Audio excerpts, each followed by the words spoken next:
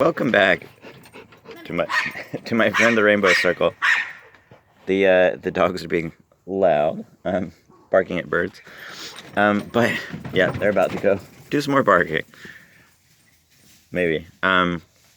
So I've been listening to the Harry Potter audiobook series with my son. And just I think it's my second or third read through. I read them years and years and years ago. But I'm gonna have to put the dogs inside.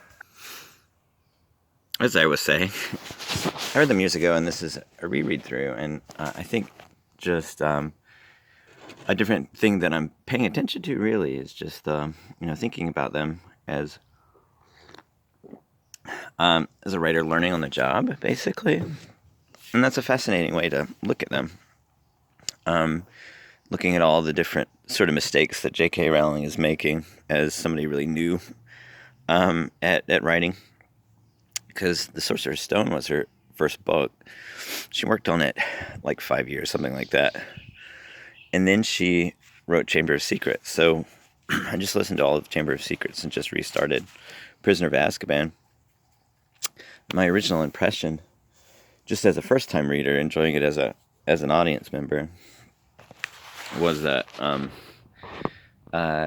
Chamber of Secrets was full of flaws and was really sloppy and was the weakest one and was repeating a lot of stuff from book one and didn't really work, and that number 3 was really perfect. Prisoner of Azkaban was really perfectly structured.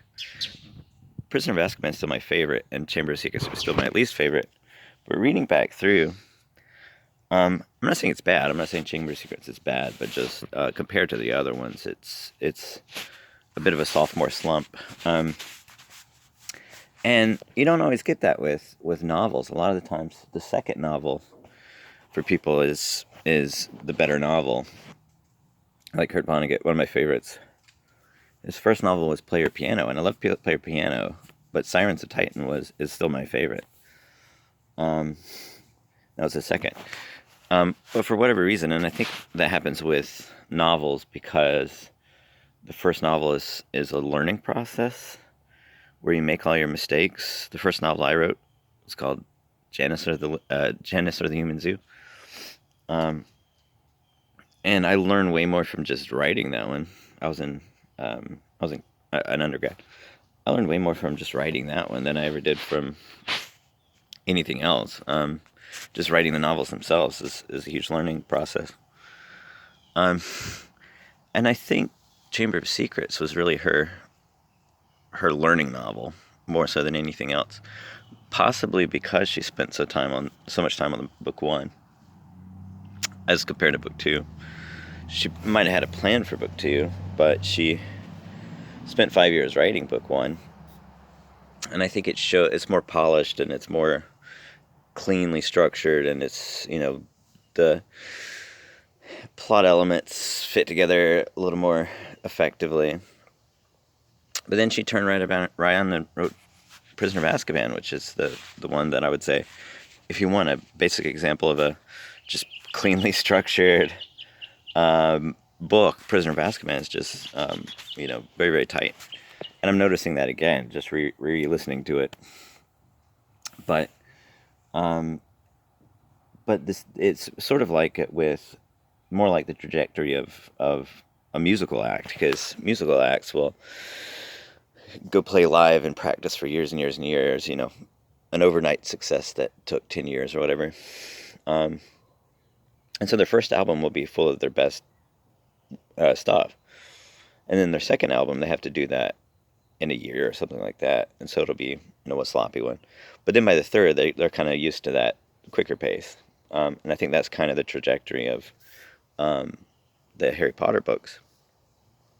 But it also brings up a lot of questions of, like, one thing I'm fascinated by is, in a lot of these behavioral economics books that I was binging a lot earlier in the year, they talk a lot about whether it's more important to have talent, natural talent, whether it's more important to work hard.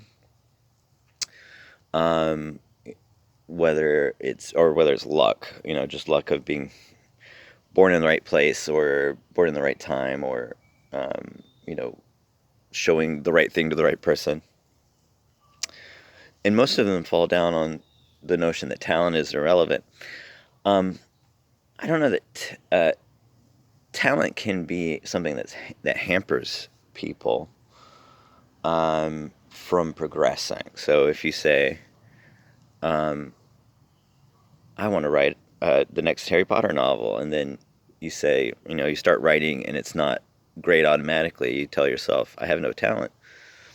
Um, and that's not really the case, but I would argue that affinity is probably a better way of thinking of it. Um, but working hard, I mean, you can work hard at anything and probably get good at it working hard, but you kind of also have to have affinity for it. And I think affinity masks itself as talent a lot of the time. So as a first novel, Soreceror Stone is great, but she worked on it for 5 years. There's that, and I think a lot of it is what you might call talent. Um, uh, you know, it reads very cleanly, very nicely for a first novel. It doesn't have nearly as many of the mistakes that Chamber of Secrets has. Um, so you might call that talent, you might call it affinity, or you might point to the 5 years. The 5 years of writing on it probably had a lot to do with that too. Probably many would argue that's the biggest factor in the first book being so clean. And I talked about um, how a lot of it is derivative, but being derivative is not a universal bad necessarily. It's not derivative to the point of being a problem or being distracting or being a flaw. So it's tonally the first one is I never noticed this before, but the first time reading through, but the first book is tonally a lot closer to maybe a Roald Dahl book. Um, and before I ever read it, I noticed that the first one reminded me a lot of this comic called Books of Magic. The main character is Tim Hunter in Books of Magic. He has a pet owl. The main character, it's Harry Potter. He has an owl. They look very similar. He has the glasses and everything. I don't know if J.K. Rowling read Books of Magic, but it did. My first impression of Harry Potter was, oh, that looks like Books of Magic. No, I'm not interested. So the derivativeness or the similarity to other stories is really only a factor of my enjoyment. It's not a universal flaw necessarily. But reading Sorcerer's Stone, it's not nearly as derivative as a lot of those superficial things. But that's part of the learning process also. I mean, if you talk about a first novel, it's going to be somewhat derivative. If you look at Jack Kerouac, he was very straightforward that the Town and the Country was derivative of Thomas Wolfe, and then his second book was On the Road. There's another example of the second book, very frequently being the better one for novelists. Um, but Chamber of Secrets, a lot of it is plot flaws that I think could have been fixed with time. I think the cleanliness of the structure of book one had to do with the time she had on it, and the sloppiness of book two had a lot to do with the time. The lower amount of time she had to work on it. And one of the things that stood out, there's a lot of examples that stood out, but one of the ones that stood out was the Polyjuice Potion scene. And I can imagine, I sort of tried to get into the heads of writers and say, what was the process of coming up with this?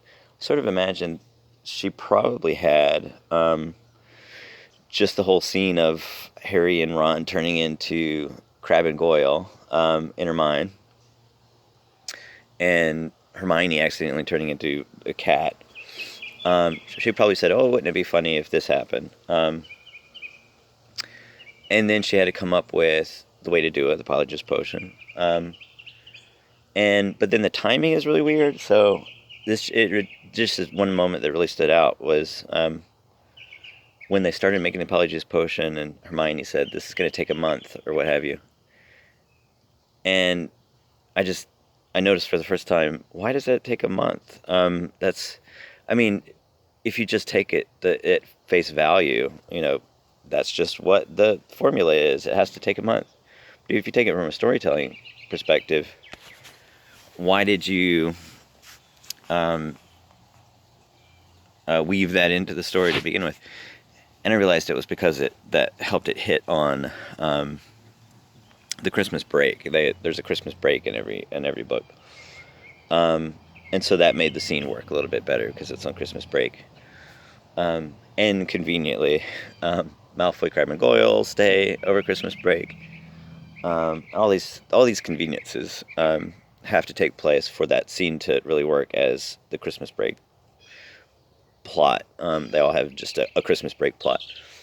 And that was really sloppy. It's a great scene. I mean, as I said, Chamber of Secrets is still a great book. It's just, of all of the books, it's probably the sloppiest. My cat is on the table. Spike! Oh my God. Come sit over here. Come here. I let him outside. He always wants to go outside. I let him outside. He's a good Halloween cat. You're gonna rub the phone. Where was I? So, and then, but I also thought it's extreme body transformation. It's kind of a grotesque idea. This is something that just watching Ben 10, this inspired me to write my novel Metacarpals. There's squirrels everywhere. So this inspired me to write my story Metacarpals, that Ben 10 goes through this body horror transformation into these aliens, but they treat it very lightly as not being this horrific physical change. That didn't end up being what Metacarpals was about, but that was their first idea. But you have Harry and Ron and Hermione going through these grotesque physical changes, and it's a pretty extreme. The stakes that you're talking about here have to be really high to necessitate this extreme physical change from 12-year-olds. And I said, why are they going through this extreme physical change? I missed what the stakes were, and then I remembered it was the whole plot of the Slytherin's heir wanting to kill, mudbloods and what have you. And I realized, that's a heavy, heavy theme for a book about 12-year-olds. It's Nazism, basically.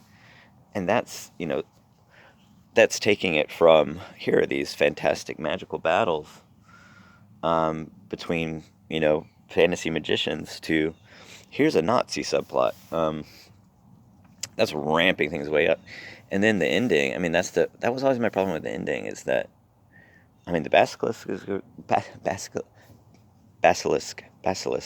basilisk is a great monster. Gilderoy Lockhart's a great character. I mean, all of that stuff is, it's very, very enjoyable, but you go from, the trembling Quirrell with Voldemort on the back of his head to a giant snake monster that kills you by looking at you. You ramp just way, way up. So yeah, I mean, the stakes are that magic Nazis are going to kill Hermione. That's a huge stake. The stakes are there's a basilisk in the castle. That's a huge stake. So you have all of these just huge things, and too many huge things. And like Riddle's Diary, for example. I forgot that Riddle's Diary only came into the plot, and it's like the major plot point of the whole book. It becomes the major plot point of the whole book. Riddle's Diary only comes in like the last third of the book. So there's too much going on. Stakes are too high to really be resolved cleanly. You have Harry surviving a basilisk shoving a fang through his arm. And then how are you ever going to follow that up? I mean, just if I looked at this in isolation, I would say, how would you ever follow up a basilisk biting Harry through the arm and him shoving a sword through its head? It's just ramped way, way up. Um, and it's so over the top that it sort of short circuits. And this is what I say. It's the many times is the effect of going really extreme like that. It goes from actually genuinely ramping up your concern for the character to really circuiting it, so you have this distance.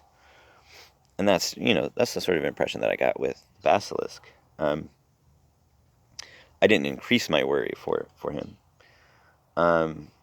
It became so much. And then you have Tom Riddle's diary where Voldemort's coming out of it. You have all these different things happening. You have Ginny who was possessed and she's about to die and he's about to die. You have the Phoenix. The Phoenix is Fox the Phoenix is a Deus Ex Machina, just a pure Deus Ex Machina. And I don't mind Deus Ex Machinas really. I mean, a lot of people hate them. I don't mind them really. The Oz series is my favorite series, and Glinda is the Deus Ex Machina in most of those books. But it's just another sloppy element. It still comes together. I mean, it didn't sink the series. It still comes together as a nice story. But so many of these sloppy elements that she had another 5 years, that would have been a brilliant book. But I would call it the learning novel, because then she turns right around and writes Prisoner of Azkaban, which is just perfectly structured. And I'm noticing so many different things just in this read through. And it's essentially my second read through. Second or third, I don't know. I might have read it twice, years ago. And I've seen the movie a bunch of times, but it's my favorite of the movies, of course. But I'm noticing a bunch of stuff, especially like with Scabbers, seeding in all of these clues with Scabbers. That just so many little clues. And there are sloppy moments, like the part I just listened to is the Christmas break plot line, but it's Harry just conveniently overhears this massive exposition dump with about Sirius Black's background. And it's emotionally effective. I mean, it's not a bad scene. It's just such a massive exposition dump. That's another. There's so many story elements. People will paint them as always wrong. Never have a massive exposition dump. Well, look at it in Prisoner of Azkaban. It works just fine. It's a nice, affecting scene. Never have a Deus Ex Machina. Well, I mean, Deus Ex Machinas Glinda is in some amazing books where she's the Deus Ex Machina. Fox, a little awkwardly, but it's so tightly structured. Just all of these little elements that, just in the first read through, they might seem kind of sloppy, but when the climax happens and it ties everything together, it's just I'm not noticing any sort of wasted moment. And Harry Potter has lots of those, like, little vignettes and episodic little moments where it's just a fun scene, and that's totally fine.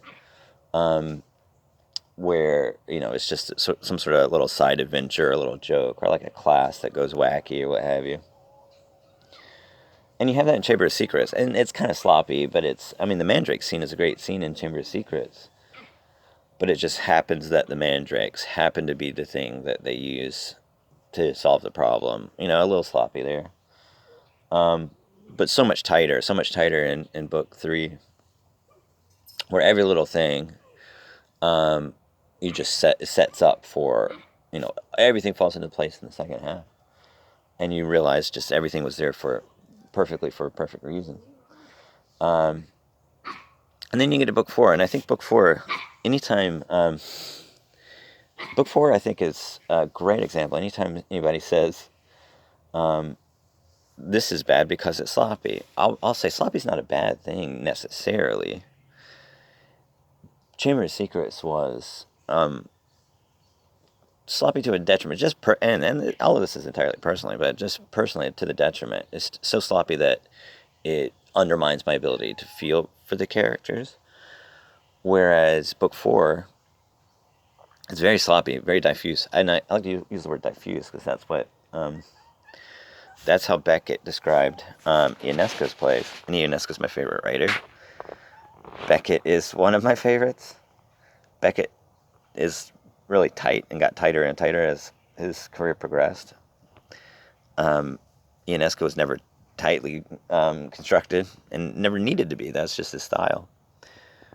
But that's how Beckett described Ionesco as diffuse. So you go from a really tightly structured Prisoner of Azkaban to a really, really diffuse book 4, where it's like every element that she's done before ramped up to 11. But it's still a great story, and it's very emotionally affecting, and I think that's, if you compare Chamber of Secrets to Goblet of Fire, it's one of the more intensely emotional books. Whereas Chamber of Secrets, I can't say that it really elicited a lot, and I elicited a lot of emotions, and I think the sloppy structure didn't aid in that, whereas in Goblet of Fire, the sloppy structure didn't hinder that. And so I think she learned a lot of the structural issues that she was having in Chamber of Secrets. She learned on the job, basically. She learned as she was doing it, so that by she got to book 3, she was able to just, do it perfectly. But anyway, I'll wrap it up for today. I have all my Whomping Willows in the background here. All the Whomping Willows. See you on the next episode.